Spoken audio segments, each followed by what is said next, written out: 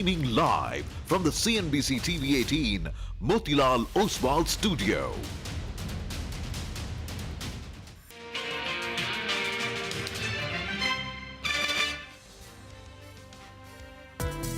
The Japanese index, the Nikkei, is down 2.5%. The Kospi trading just below the flat line. Mexico or for Canada, no, the tariffs, they're all set. They go into effect. Down about 1.7 on the S&P. Nasdaq down about 2.6, 2.7%. That the Nifty has got into that zone where it could see some kind of buying and some kind of bottoming out. Potentially, right at the beginning of this kind of tit-for-tat escalation. 0.5% on the Nifty, so 22,000, around 22,000 right now. This is a fair value market. The excesses of the past has been corrected. Financiers who have been prudent from the beginning are continuing with the same policy. Markets, there has been a remarkable recovery. Loan growth is expected to moderate as per analyst estimate in many segments of NBFCs except gold loans. Prime Minister explored various facilities at the centre and also closely interacted with various species of animals which have been rehabilitated there. Tensol Engineering, that is been the stock of the last few minutes, a 20% lower circuit after that downgrade.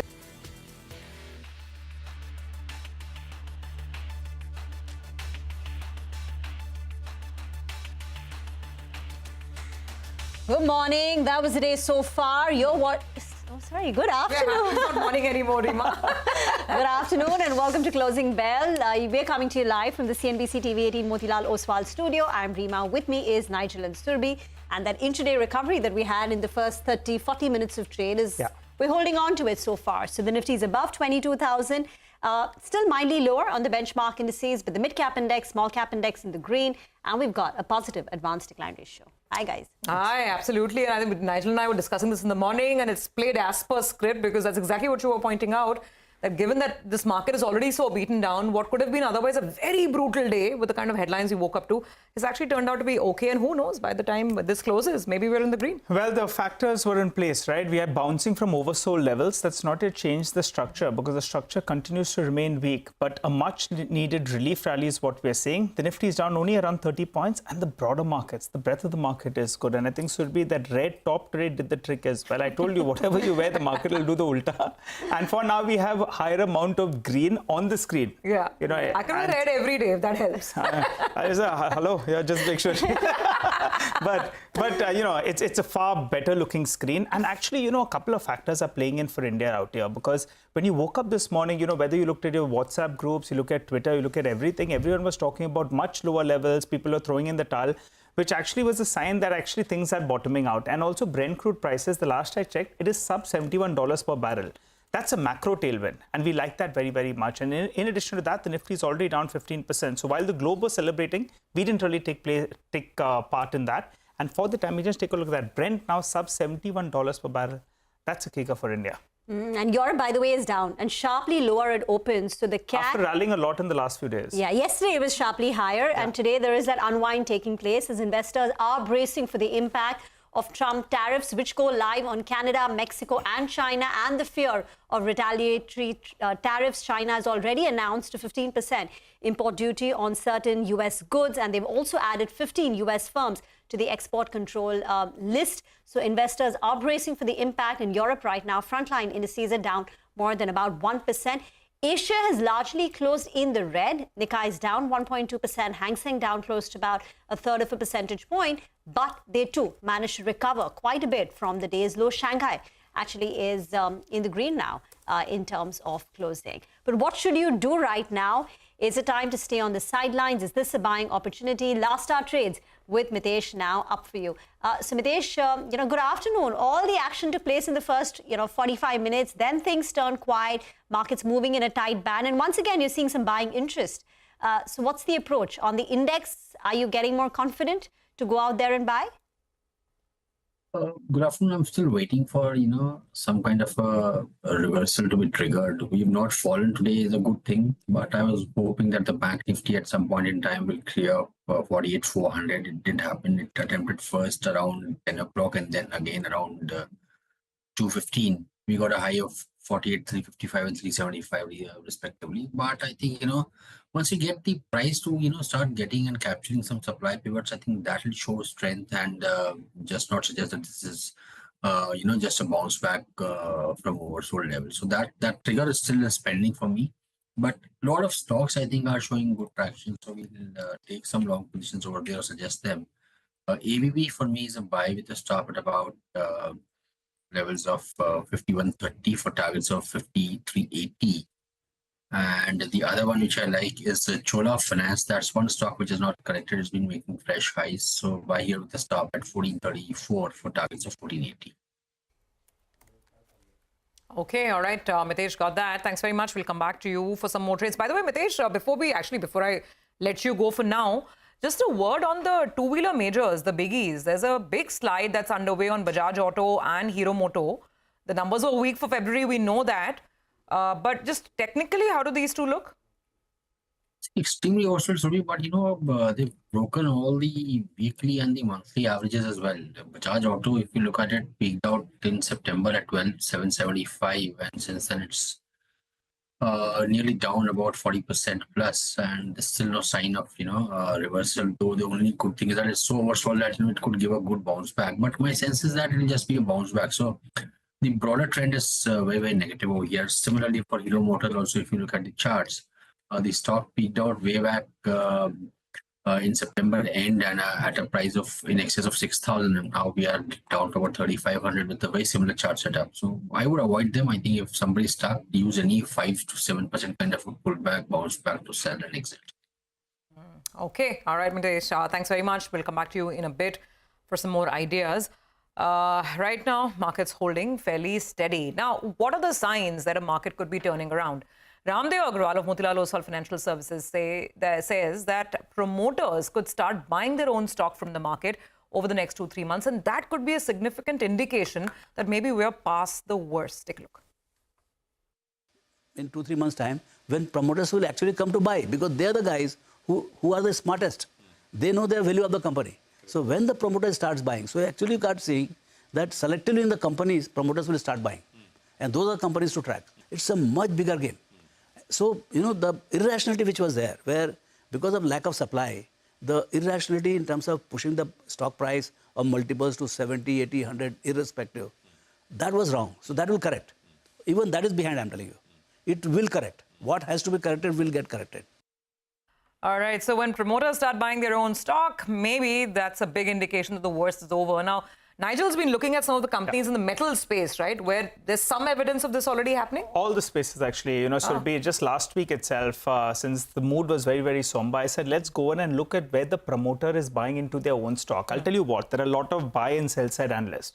But the best analyst on their company is the promoter himself. Yeah. He knows the worth of his company. And if he really wants to back it up, he'll go in there and buy some shares, particularly since most of these shares have fallen 10, 20, 30% from the top. And last week itself, I pulled out some data.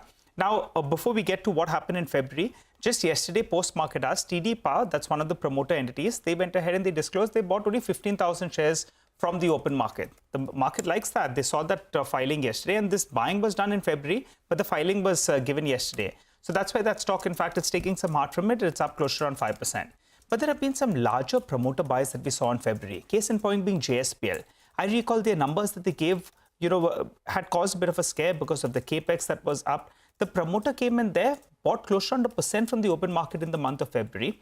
And now the promoter holding has gone up to around 62% from around 61% or thereabouts. That's close to around 600 crores or thereabouts at current market price. So big money being put in. JSPL is one stock. The next one is Maharashtra Seamless. We had the management join us on the show as well. And I've seen it in the last few quarters itself. Every time the stock is a little bit weak, the promoter comes in there and they chip in. So from around that early 60%, now it's moved to close to around 68.5% or thereabouts. So that's the other stock. The other one is Quest Corp. I recall, close to around 6-7 quarters ago, the promoters were buying from the open market. To be precise, in the March 2023 quarter, they went ahead and they bought more than 4% from the open market. And off late as well, they marginally increased their holding by around 0.4%. The street likes that. The stock has seen some support from those levels. Well, the other couple of names that we have seen in the last few quarters where there has been promoter buying, Gateway Distriparks, that's the promoter entity of Snowman Logistics. And the management has been telling us that they want to increase their stake. They want to make the company from an associate company into a subsidiary. precisely what's happened. 40 to 50% is what the promoter entity holds now in the company. Faircam Organics as well, we don't talk too much about the smaller company, but the promoter entity, I'm just looking at the filing from December in comparison to September. They bought 2.5% from the open market. And Mangalam Cement, over the last few years, I've heard a lot of rumor about whether or not there is some corporate action on the cards. We'll wait by in case that's true. But for the time being, the promoter entity has shown the faith, gone ahead, increased stake by more than 1.1%. So as Ramdevji said, that this could be one of the indicators out there. He expects more of the same in the coming months as well. Just thought we'll elaborate and put down a few of those stocks. Deepak Shenoy joins us on the show. Hi Deepak, good afternoon and good to see you. When Indian market's not doing too bad today, so that's pretty good news. And hopefully India knocks off the Australians later on in the day. For the time being, the Australians are bowling in. So I guess in the evening, we'll get to see Rohit, Kohli and company, all of them, take to the pitch and in fact, score some runs. But what about the markets and this promoter buying? The street seems to be liking it quite a bit. And, I think in times of trouble, you want the promoter to go ahead and back your company. Your take, any of these stocks on your radar? In fact, I think we've been monitoring a few other things here, including system-driven disclosures, where if a promoter buys, they don't have to disclose it themselves. The system discloses it automatically on the exchanges. We're seeing some early stages of promoter buying, and promoter buying in general is a better indication of direction than promoter selling. Promoters usually sell for very different reasons. Most times it's not valuations.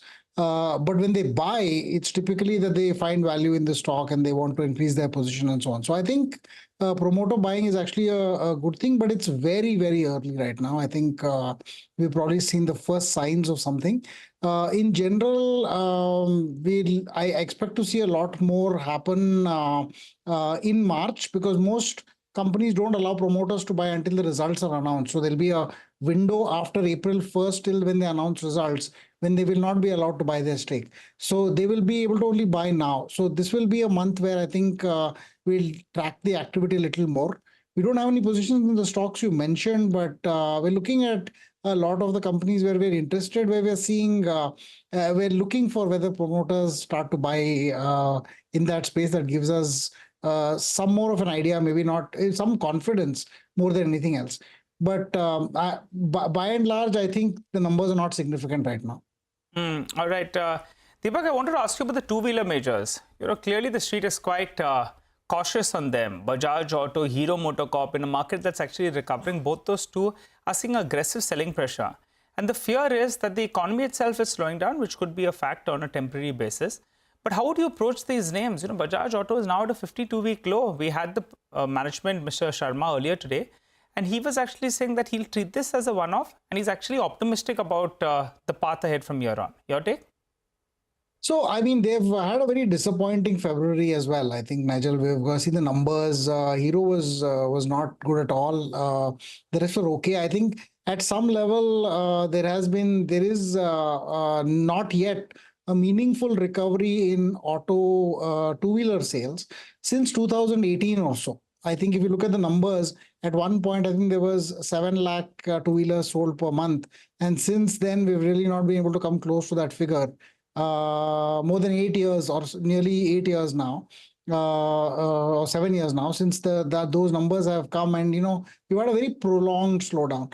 I think in some way the market's kind of tired of this, and when is this recovery really going to come? But I feel like there's nothing wrong fundamentally here. It may be that the love has been spread across more two-wheeler manufacturers, including the electric vehicles, and there has been no meaningful innovation in the two-wheeler space in the last few years. So at some level, if you've got good vehicles that are running, there's not so much additional demand coming to two-wheelers. Possibly more is coming towards four-wheelers, which is probably a good thing, for the economy in general. So at least at this point, I think it's the lack of innovation in the space that has probably hurt some of the two-wheeler manufacturers. TVS, on the other hand, has been doing okay. I think even now, recently, they have not done so well, but in general, they have been the more innovative of the pack. Bajaj Auto probably the second, and Hero probably the last in that regard. Yeah, actually, we asked him exactly that. I mean, what is the real issue? And he clarified, just to put it on the table, Deepak, that he said that it's not because there's any issue with financing, lack of financing, nothing of that sort. He just said it's mood and sentiment, which seems to be a little downbeat. But he seems to be confident that by end of this month or early April, things will change because the tax cuts flow in, the respite from some of the GST reductions, comb, etc. A lot of those factors perhaps will stir up demand. We'll see. But yeah, weak numbers, no doubt, for February, for Bajaj as well as for Hero. And he also said that the consumer buying behavior has also changed, influenced by the mega trends in e-commerce. So, like you have those Black Friday sales on e-commerce, many of the, consumers are timing their purchase in order to get the best deals. So he's not too worried about the dip seen in the month of February. Consumer buying psyche for discretionary spending has also changed. But let's get on to the news from the insurance space, because sector regulator IRDAI has warned health and general insurers against rising commission payouts. Yash is here with the details. Well, that's correct, Rima. There's been some tough talk coming from the insurance regulator IRDAI to the general as well as health insurance companies. What is the primary concern of the regulator? It is simple, that the general and the health insurance companies are spending excessively when it comes to commission payouts to their various distributors for selling health and general insurance, other general insurance policies. Now, if you remember, about 2 years ago, April 2023 is when the regulator had given the industry the relaxation on removing limits on which existed on commissions and shifting those limits to a headline expenses of management limit. Now, what does expenses of management include? It includes commission as well as other operating expenses. So the regulator gave them, the insurers, a free hand to decide how much they want to spend in terms of commission.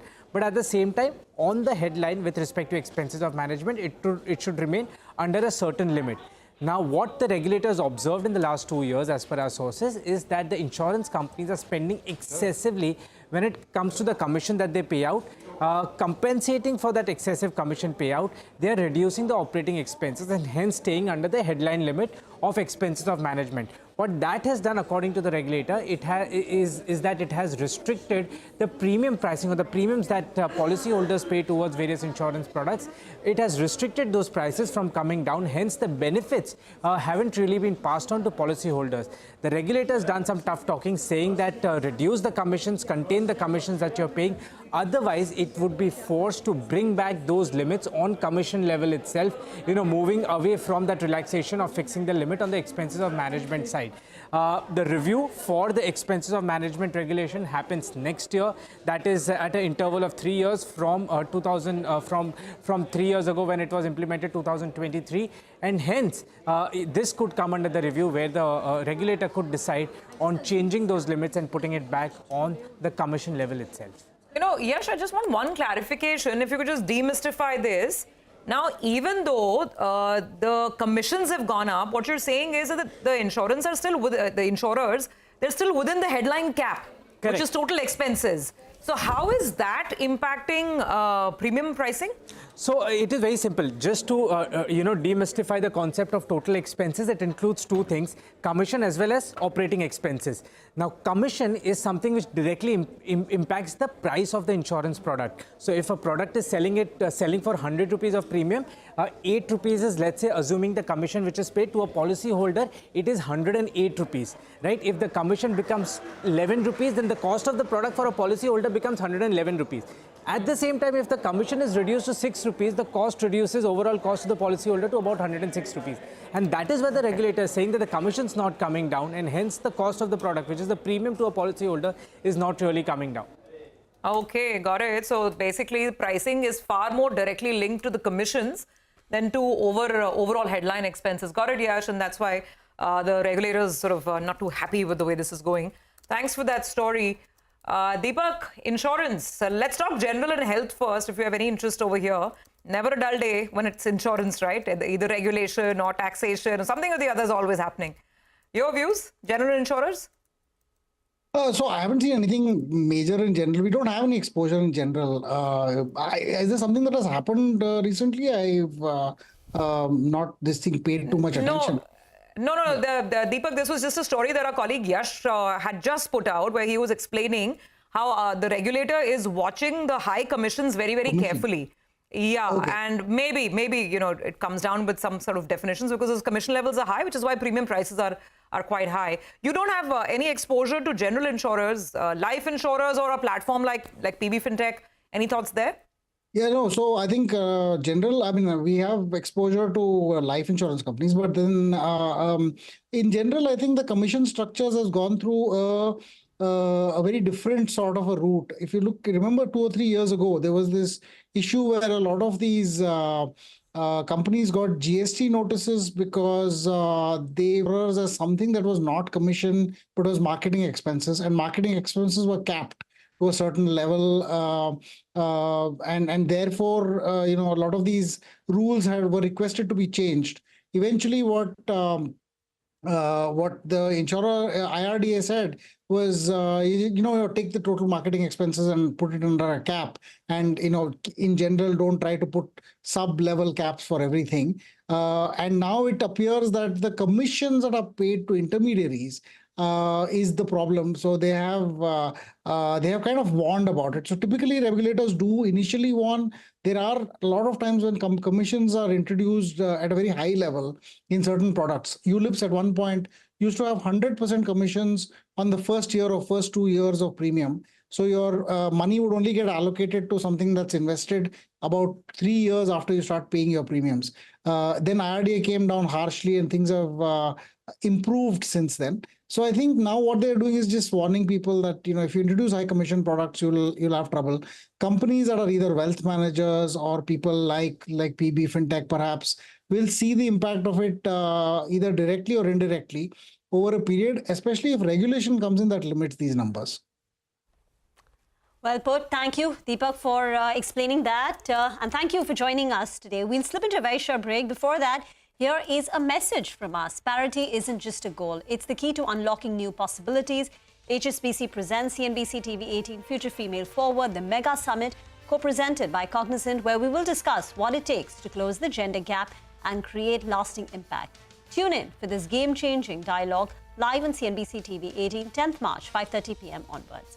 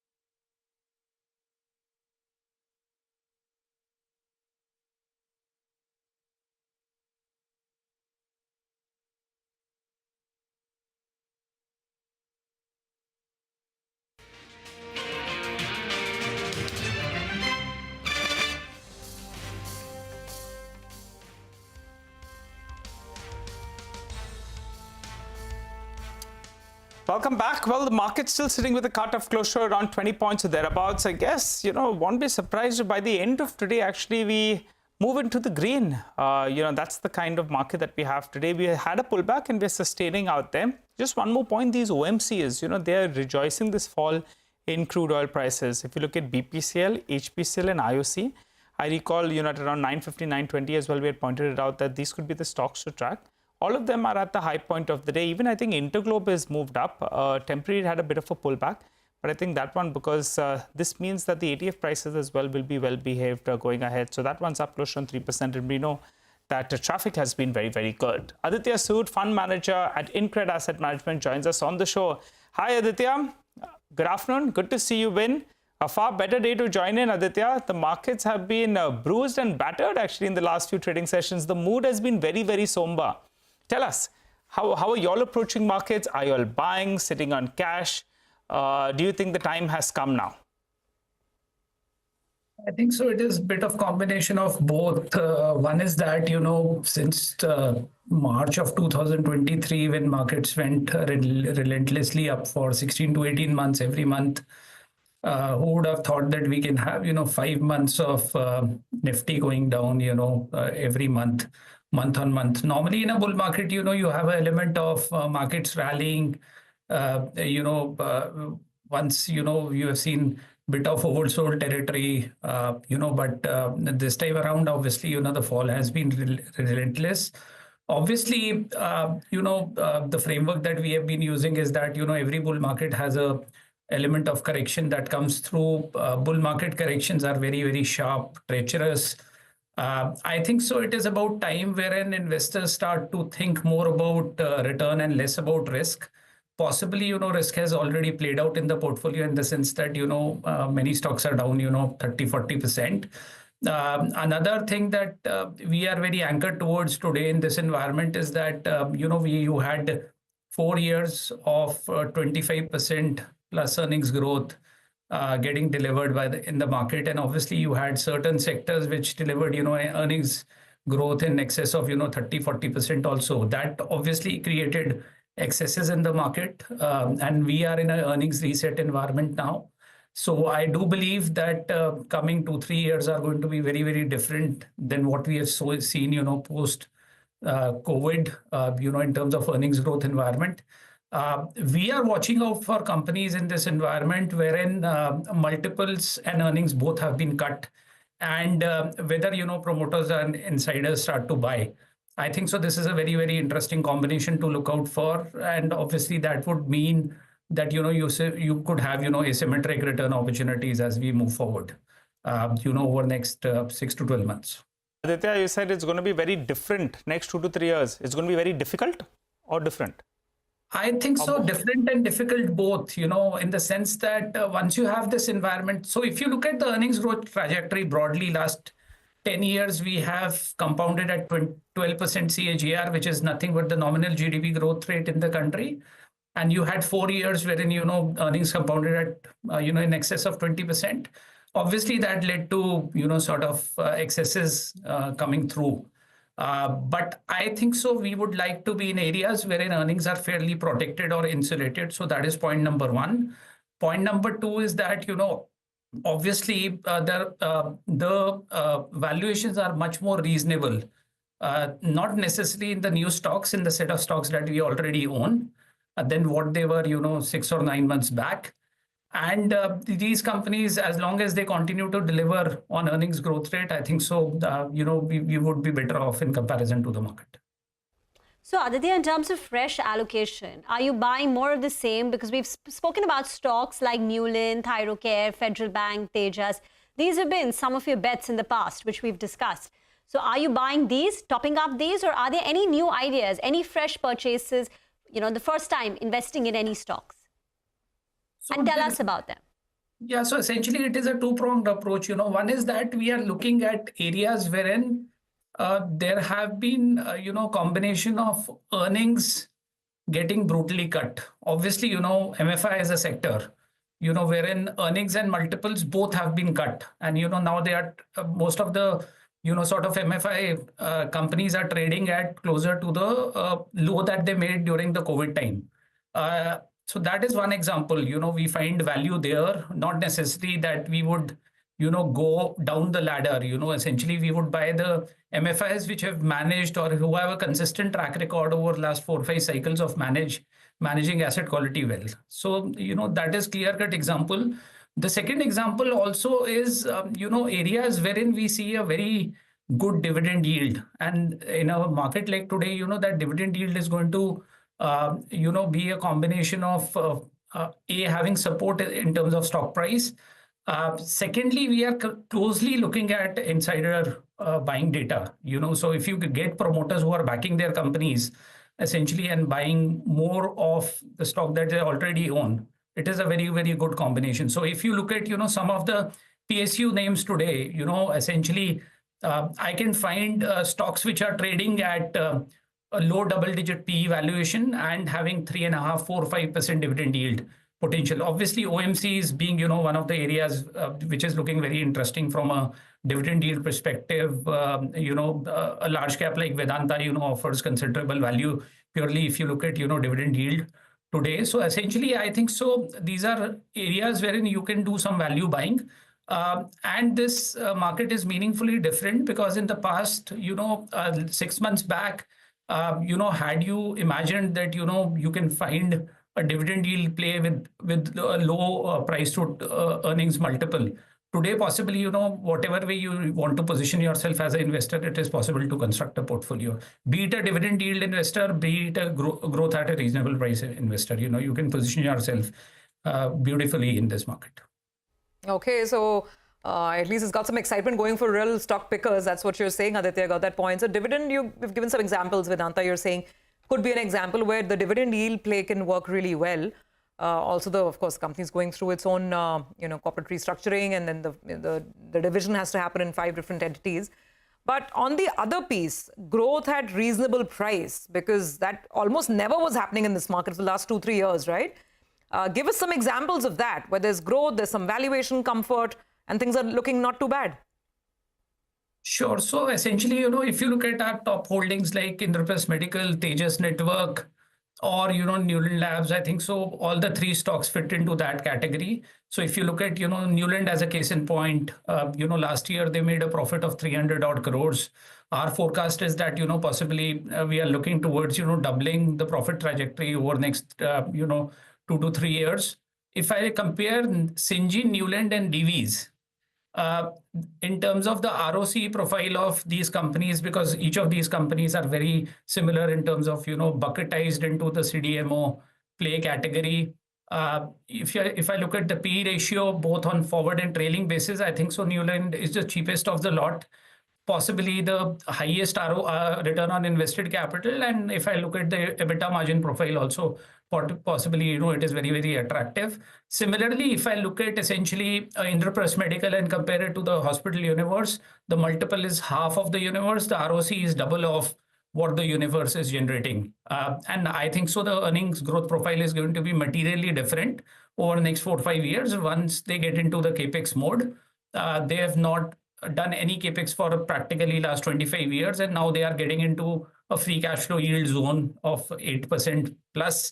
And now they are getting into a capex mode as well.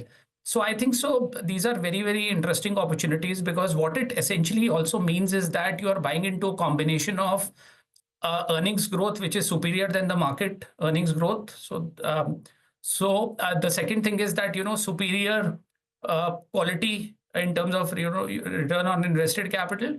And the third point is that whether there is scope for P multiple to re-rate in the next cycle. That is, I think so that is very, very important. So in a market like today, that is the kind of opportunity that you are witnessing. Multiple can now also expand over a 3 or 5 year period. There are 3 interesting examples: Tejas, Newland, and Indraprastha Medical. And quickly, just 10 seconds on this. Are you willing to venture into any of the erstwhile highly sort of valued stocks, which were promising growth? There was a narrative, but the valuations were a problem. Whether it's EMS, names like Dixon, etc., whether it's defense, or even your capital good majors like ABB Siemens. Are you buying anything there where you think now valuations look better, or would you skip? I would say that I would, skip, because, this is a market wherein you can buy a combination of low multiple and earnings bottoming out. So why would you go and buy a company, which is like trading at 50, 60 times earnings multiple, and you see limited scope of P multiple expansion. So one of the areas wherein you need to be extremely careful is wherein multiple can cut further. So let's say you end up buying a stock at 40 P, and suddenly you realize 2 years down the line that market has derated the stock at 20 P. So why would you buy that kind of a combination? So all the popular themes which are fads in the previous cycle, be it solar, EMS, we will strictly stay away from avoiding. Okay, not going with the earlier fads, looking at value elsewhere. Got it. Aditya, thank you very much. Helpful conversation. Good to have you on the show today. With that, let's quickly head to Nimesh, figure out what the chatter is like on the street. Nimesh, so at least it's not that bad, right? In the morning, it looked like it would be a horrible down day, but relatively not too bad? Oh, absolutely, Surbina. In fact, I would say it's a very matured reaction from the Indian markets today. Given the kind of global cues, we are pretty much in the green. And the heartening part is that the mid-cap index is bouncing back very strongly. The mid-cap index has recovered almost 2% from the intraday lows. A lot of individual names are buzzing in trade. And I would say, this recovery in the broader markets is backed by some bit of institutional buying as well. So while the overall flows are quite mixed yet, there is a bit of selling in large caps, but it's a small cap where there's a small nibbling happening from domestic funds as well as some large HNI investors as well. Remember, even yesterday there was a feedback that you will see a large DI number, and that turned out to be, and the feedback was that a couple of domestic funds did basket buying as well in yesterday's trade. I'm not too sure about today's large number, but at least there is small nibbling happening is what I understand in the broader market names from domestic as well as HNI investors. So that's the overall feedback. Technically now 21,800 will act as a very strong support on the downside. That's a very important level to watch out for. And now 22,800 will act as a very strong resistance as well on the upside. In terms of sectors, today two specific sectors stands out in terms of institutional interest. One is banks. Select banks are well built, and some bit of interest seems to be back in the PSU names as well. So again, very selectively in both those sectors, but there is institutional interest in both those sectors, especially banks and PSU stocks. Indeed, Nimesh. And what about stocks? What have you picked up? So the first stock on my list is Kaynes Technologies. Well, the stock is under pressure today, despite the fact that there was an upgrade from a sell-side analyst. There are reports about an overseas acquisition as well. I understand largely the under pressure could be because of the fact that there is a buzz of a very large block coming in Kaynes very soon. So there could be a supply overhang, at least in the near term, on Kaynes Technologies. So that's the first stock. The second stock is GMR Airports. Again, that stock has recovered sharply from the very recent lows. Stock is sharply seen a very sharp correction of late.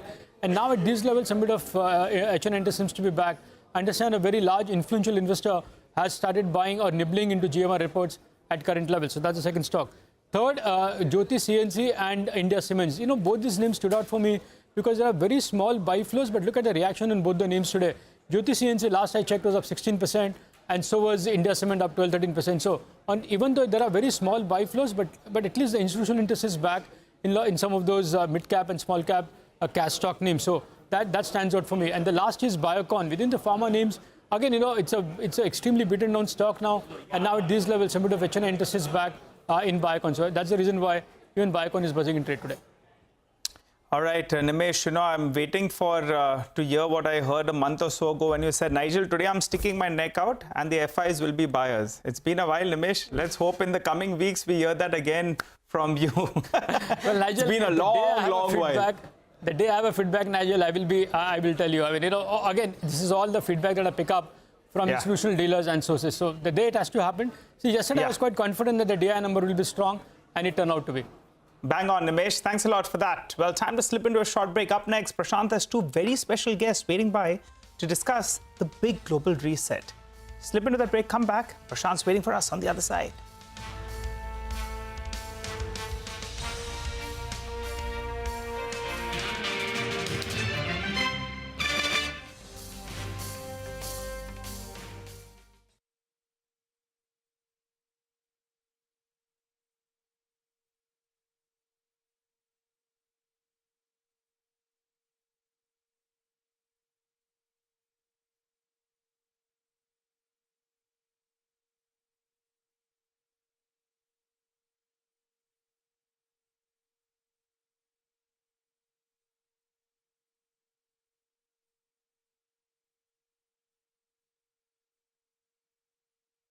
Launch. Prashant was anchoring the whole launch.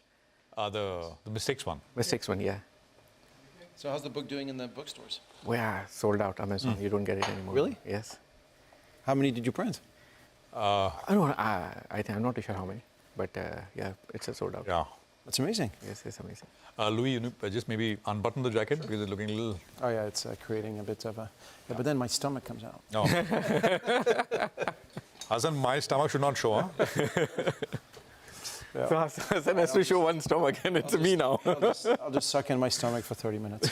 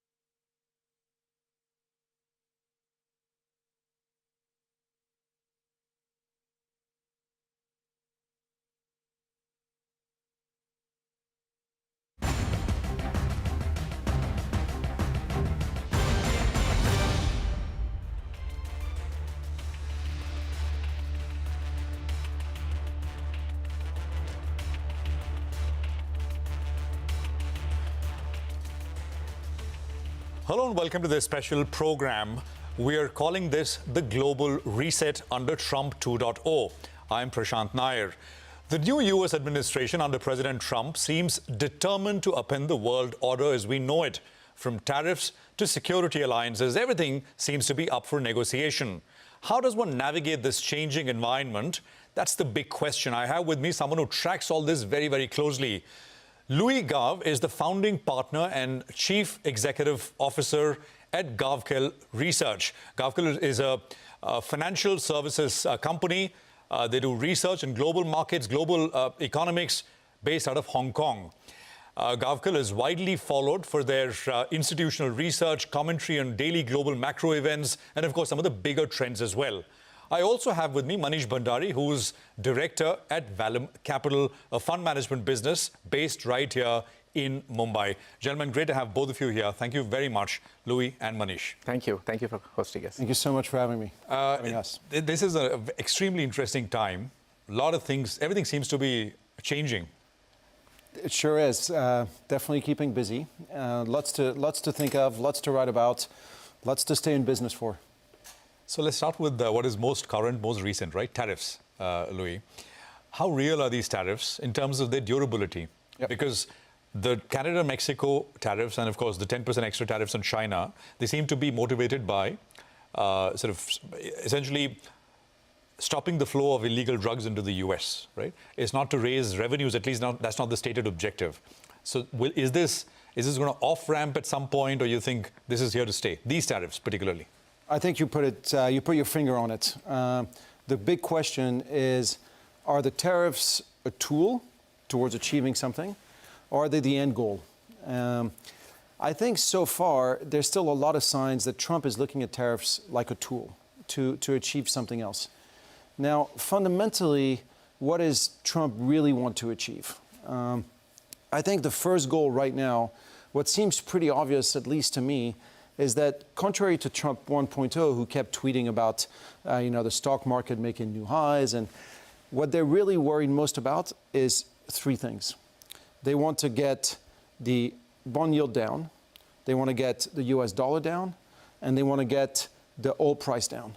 And pretty much every one of these policies that they've implemented. Now, there's other things. Yes, they want to stop the drug flow, et cetera, but everything they're implementing is really driven by these three goals, and including the tariffs. For me, and I could be wrong on this because it's very hard to predict what Trump is going to do next, but for me, the tariffs remain a tool, and it's a tool that you're going to use to beat up America's trade partners, whether Japan, whether Korea, whether China, and to say, look, guys, I'm going to tariff you unless you go out and you buy U.S. treasuries and unless you raise the value of your currency.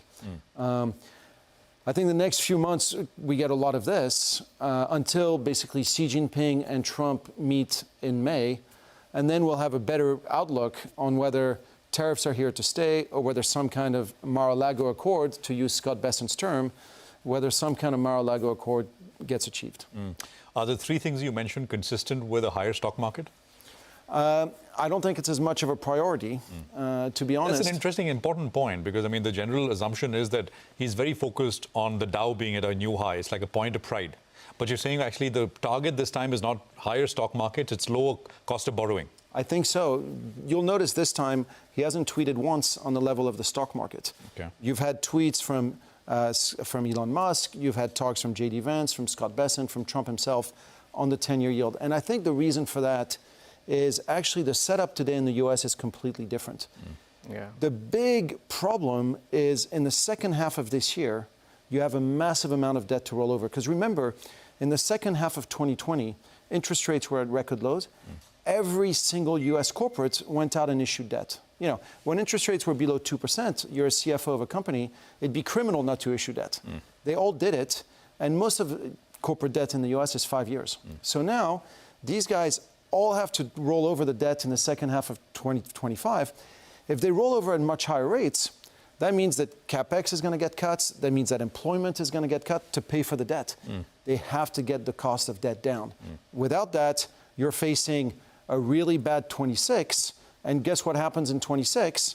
Midterm elections. So take the pain up front, get the lower interest rates so that the economy can be rebounding by 26 on the back of lower energy and lower interest rate costs. Okay, let's just complete the tariff point. Sure. So I think average tariffs into the US are 2.5%, 3%, somewhere there. Yep. By the end of the year, where do you see those? That's a really tough question because I think a lot is going to depend on those negotiations with China. Okay. And here... But they're going to be higher. We don't know. I think they're going to be higher because part of, I think, Trump's view of the world is foreigners should pay more. Now, I'm not quite sure how he came to that conclusion, but essentially, one of his hardcore beliefs is foreigners have been taking advantage of the United States, and they need to pay more. And a lot of these policies, like the golden visa thing, where foreigners are going to pay $5 million to move here, even though you already have an EB-5 visa that costs $800,000 and only 2,000 people take a year. Somehow millions are going to take the $5 million option. There is this perception of foreigners have to pay. So yes, there will be higher tariffs. The big question is, will it be marginally higher? So you say 2.5%. Will it be 10? Will it be 12? If that's the case, that can sort of come out in the wash. Like if you got a 10% across the board, that's not going to throw the global or the U.S. economy off the rails. If you move to 25, 30, then all of a sudden, that's much more problematic for global growth. Okay, let's talk about what is important for emerging markets as well, which is the US dollar. You're saying he wants the dollar lower, and so far it seems to be working. Yes. Right? Yields are down, I think, about 50, 60 basis points in the 10-year over the last 1.5 months. Dollar is lower as well, the broader dollar. What's your sense, Louis, here? Well, look, I think when you look at Treasury Scott Bessent, Treasury Secretary Bessent, his very first thing when he got into his new office was first thing he did was to pick up the phone to call his Japanese counterpart and to essentially tell him, look, the yen is too low, which it is. The yen is ridiculously low. If you spend any time in Japan, it used to be that if you went out for dinner in Japan, you'd have to check your bank balance to make sure you could afford dinner. And now, you go there and, things are really, really cheap. So bottom line is, the U.S. does want a revaluation of Japan, does want a revaluation of the won, the Korean won, does want a revaluation of the renminbi. That's going to be, obviously on the table with the discussion with Xi Jinping in May. I think there's a good chance that gets achieved because all these currencies are today massively, massively undervalued. The U.S. dollar is very expensive. You know, you go travel in the U.S. today. For most of my life, traveling to the U.S. Was a decent value experience. Today, it's completely out of whack relative to everywhere else in the world. Yes, the U.S. dollar has to come down. It's too high. But Louis, isn't it quite conflicting that you are you're doing the fiscal consolidation, and there is a possibility of a dollar going down? You're just talking your way through, or you really want to implement? You can really push this through? Yeah, that's a great point. You're absolutely right to highlight that usually fiscal consolidation, you tend to have a bit of a stronger currency. Now, having said that, in the past 2 years, you had massively pro-cyclical fiscal policy in the United States, and the dollar still went up because, at any one time, I think you have many factors can impact a currency. Yeah. And in recent years, the biggest factor impacting currency has been interest rate differentials because the U.S. yields were going up, U.S. dollar was going up. If they're going to be successful in bringing yields down, then partly through Doge, partly through cuts in government spending, maybe a little less issuance of treasuries than the market had expected, maybe arm twisting China, Japan to buy more bonds, a little bit of this, a little bit of that, get yields a bit lower. I think the U.S. dollar does roll over from the current level of overvaluation.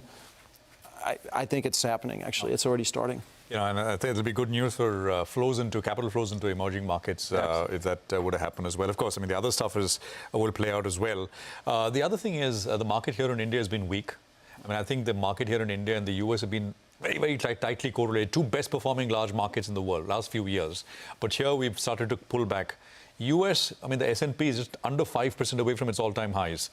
Do you think we're starting a correction in the US as well, especially large cap tech, which actually is the only space which has mattered, which has driven the US outperformance, is a top in there? Your thoughts? Yes. No, look, I think we've just had a massively important event with DeepSeek. DeepSeek changes the world we live in.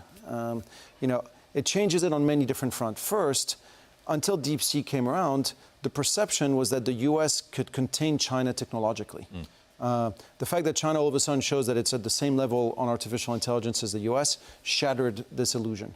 The second reason it mattered is that up until 10 minutes ago, the widespread belief was that all these huge Mag 7, these big cap tech stocks, could in essence build monopolies for themselves through unprecedented capital spending. That if you wanted to play at the AI table, you needed to put 50 billion a quarter on the table as your ante.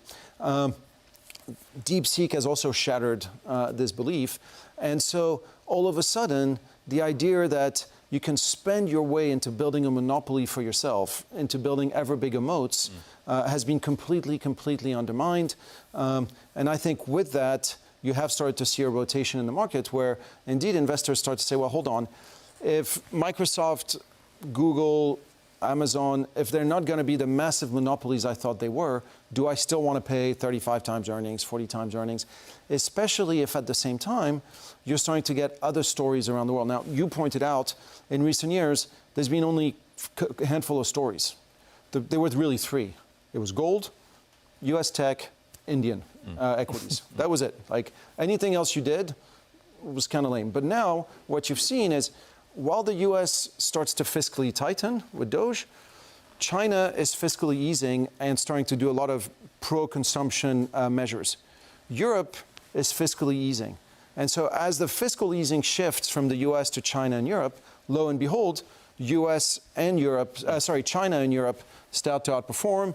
All of a sudden, there's other things to do in the market. Maybe I don't need to just own Microsoft at 35 times earnings. There's other exciting things to do. There's some very interesting graphics, as you were talking as well, from your research, which you're putting out for our viewers. We will continue this conversation, Louis, and I want to sort of connect that with flows as well, right? I mean, there's always this debate whether when money goes into China, we get our money through EM funds. Yes. So if China gets money, we get money, or is it, one at the expense of the other? We'll sort of ask you that. Let's just take a quick commercial break here. We're going to come back, continue this very interesting chat with Louis.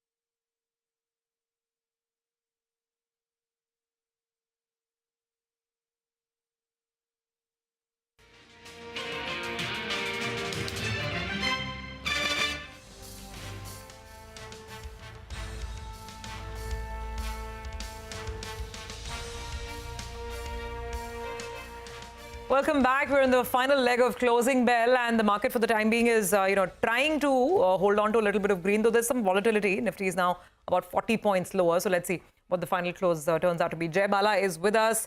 Bala, always a pleasure having you on, and you've been right all along in calling this fall. But now let's talk levels.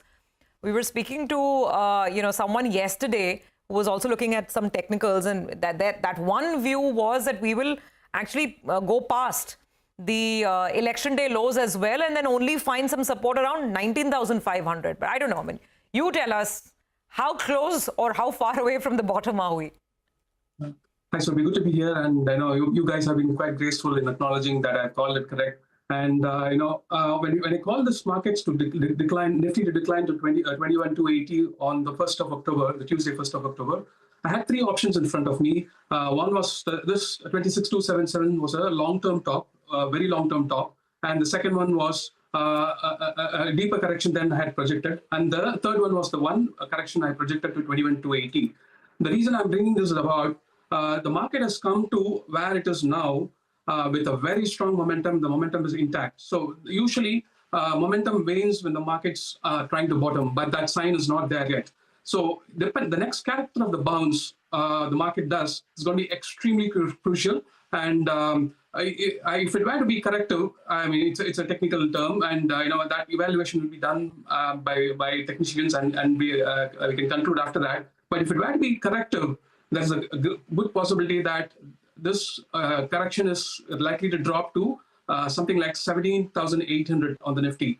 Another reason is the global markets. The tech semiconductor index had topped in July 2024 and has not crossed the all-time high.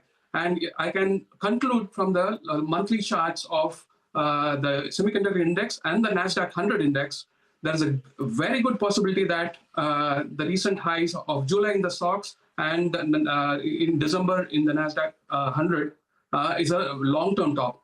So if that were to materialize, there's a greater probability that the Nifty's drop to 17.8 would increase. But currently, the September to November decline and the January to present day decline is equal, what we call in technical parlance as A equal to C. Usually markets tend to give some kind of relief rally or bottom. So we'll be very closely evaluating what the market does over the next couple of weeks. Okay, all right. So Jay, but you believe that we'll have a relief rally from here? It's a possibility from if 21,800 holds out, then we see a 1,000-point rally, and then we go to 17,800? Yeah, there's a good possibility. It's going to be, support is coming in at 21,800 to 21,300. That's a support for Nifty. The relief potential is something like 22,650 to 725, which was the February 18th low. That former low becomes a resistance now. So that is one projection. Or it gets a little bit higher to something like 23,100. But more likely it could be 22,650 to 22,725. Yes, there is a potential for a short-term pullback. And the banking index is holding relatively well. And my candidates for a counter-trend bounce should be coming from the capital goods, Realty, metals, and Nifty PSE, and all of them are counter-trend bounces. There have been long-term damages done on the Nifty Auto, Nifty FMCG, and even Nifty IT is at the precipice of a very important trend line from 1996. Very quickly, Jay, talk to us about the global indicators and what the setup is for U.S. markets, the key indices, Bitcoin, gold, the 10-year bond yield, because this entire U.S. exceptionalism is getting challenged now. That's right. That's right. See, Bitcoin, I had mentioned 3 times in December that it's coming to a very important long-term top, and it had potential to halve from the all-time highs. If Bitcoin doesn't hold 72K to 75K, it's very likely that it's going to at least 49K, if not 18K. So that's a bit, confusing even for me, given that Trump has just announced a sovereign holding of selective cryptos. But the technicals is that's what it's saying. But let's watch 75,000 to 72K on Bitcoin. That will be a signal of animal spirits going off. And when it comes to the US Treasuries, I might have to revise the short-term outlook that it's rising higher. If it breaks 400 bips, probably it's going to somewhere close to 300 bips. That is probably telling you, again, flight to safety, moving into the bond markets, probably. And when it comes to the precious metals, gold has probably got one more record highs to come through. It's not completely clear whether it comes first to 24,000 and then goes to 3,200, or straight away goes to 3,200. And whereas silver is unlikely to clock fresh 52-week highs. And dollar index, it's crossroads. Yeah, either the dollar index has already bottomed or it's going to break down very soon. It depends on what the USD JPY does. Okay. And if the USD JPY strengthens, we have a reverse carry trade. Again, negatives coming in for the equity markets. Okay, the bell has gone, Jay. Just hold that thought. Quickly wrap up the day. And the day is going on a very flat note, 38 points lower on the Nifty. The mid-cap index is ending absolutely flat, but the story lies in the intraday recovery. Massive intraday recovery for the mid-cap market from a 2% decline in the morning, and the advance decline ratio is still positive. Over 1,500 stocks advancing, about 1,100 declining.